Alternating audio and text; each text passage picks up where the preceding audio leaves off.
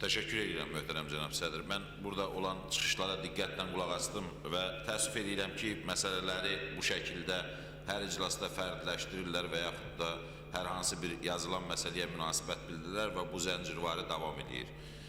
Bugün burada müzakirə olunan, sabah gedir yenə də Almaniyada və yaxud da bir başqa ölkədə müzakirə olunur. Almaniyada da, başqa ölkələrdə də azad mətbuat var, problemlərə fərqli münasibət bəsləyirlər. Bu dövlət siyasəti deyil, bunu hər biriniz də deyirsiniz.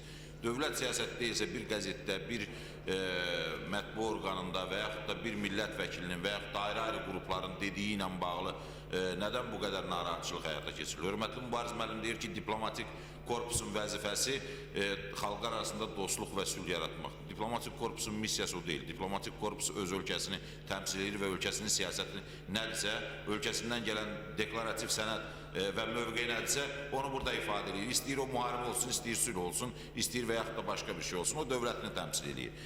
Mən hesab edirəm ki, ayrı-ayrı ölkələrlə, konkret hədəfləşdirmək istəmirəm Almaniyanın üzərində, ayrı-ayrı ölkələrlə bu tipli münasibətlər Azərbaycanın ziyanınadır.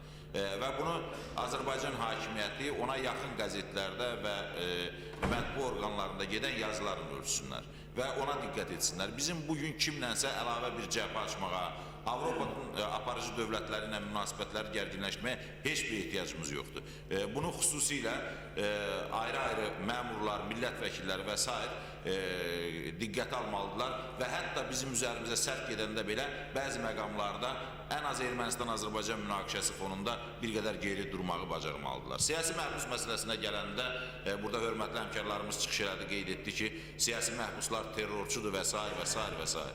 Bəli, ola bilər ki, siyasi məhbusların içərisində, bugün salınanların içərisində terroristlər də olur. Amma millət olaraq, siyasi dairələr olaraq, Azərbaycan olaraq bilirsinizmi onları niyə bütövlükdə müdafiə etmək və yaxud onun əleyhinə getmək olmur? Çünki onun içərisində 2 apreldə həbs olunan 16 nəfər həqiqətən də siyasi məhbus var. Və bunu hər kəs də bir mənalı qəbul edir. Hər kəs bilir ki, Bakı Şəhər İcra Hakimiyyətinin günahı ucbatından və hakimiyyətin məhkəmələrinin yanaşması ucbatından bu şəkildə olub. Dünən Dövlət Neft Akademiyasında terrorun 3 ili idi.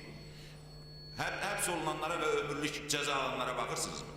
Azərbaycan Respublikasının prokurorluğu yayır ki, bir erməninin təhriki ilə törədilib, o erməni hər gün müsahibə verir, Azərbaycan tərəfi bunu tuta bilmir, 3 nəfərə ömürlük həbs cəzası verib. Əlbəttə, bu cür məhkəmənin qərarında sonda Avropa məhkəməsindən siyasi məhbus və yaxud da vicdan məhbusu adını alacaq.